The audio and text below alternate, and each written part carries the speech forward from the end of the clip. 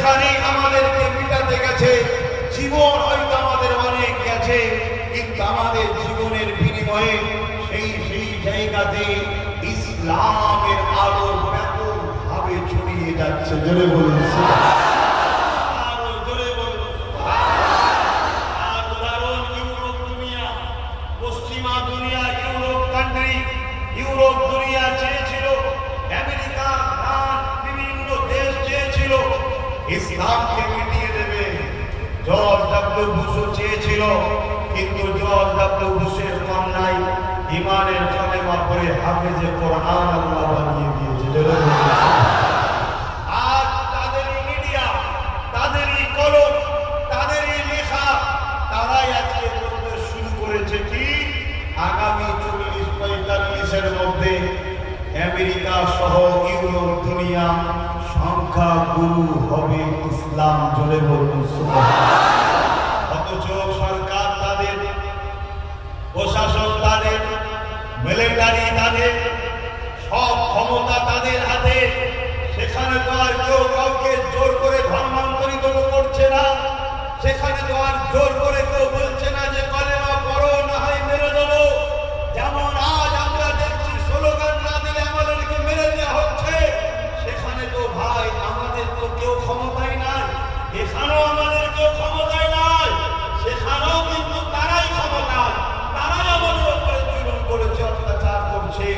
কিন্তু ভাই সত্যকে কখনো জুলুম দিয়ে লুকিয়ে রাখা যায় না, আলোকে কখনো চামচিকে ডানা দিয়ে রুখে রাখা যায় না, ইনসাফকে কখনো পাওয়ার দিয়ে রুখে যাওয়া যায় না, ইনসানিয়াতকে কখনো কোনো এজিদ ফেরাউন রুখতে পারেনি, আজকেও পারবে না। তার আমার রাসূলের আখলাক, চরিত্র, আদর্শ, নবী পাকের সিরাত, জীবনী পড়ছে, যেটা হলো কোরআন। কানা খুলুকুল্লাহুল কোরআন, আমার নবীর লাইফ স্টাইল হলো কোরআন। তারা এই কোরআন ও রাসূলকে দেখতে দেখতে তাদের যুবক যুবতী আমেরিকা সহ ইউরোপ ইমানের কালেমা পড়ে মুহাম্মদ রাসূলকে আইডল মডেল বানাচ্ছে। জোরে বলুন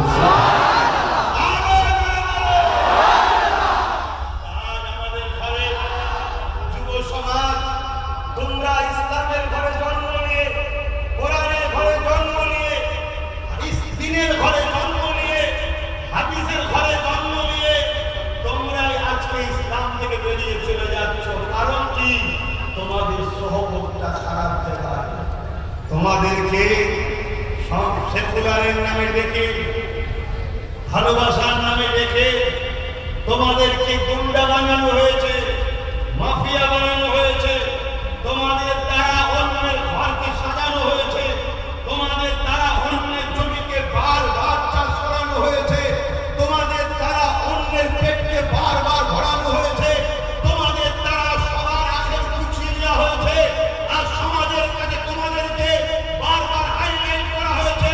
মুসলমান মানে মারপিট করে, মুসলমান মানে অশিক্ষিত, মুসলমান মানে বোম দাবে, মুসলমান মানে বন্দুক চালায়, মুসলমান মানে সমাজের মুখে কারো ভোট চুরি করে কাউকে জিতানোর জন্য মারপিট করে।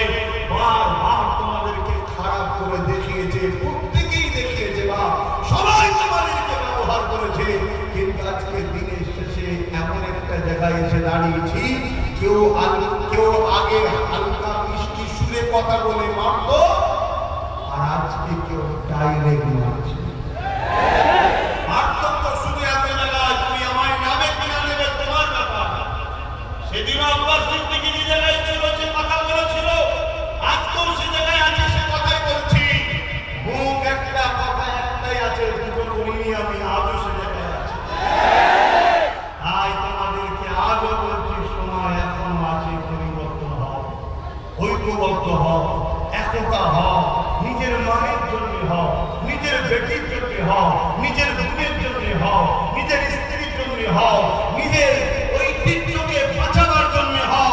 আরে কারো জন্য যদি না হও, তোমার নতুন প্রজন্মের বাচ্চাগুলোর জন্য ঐক্য হও।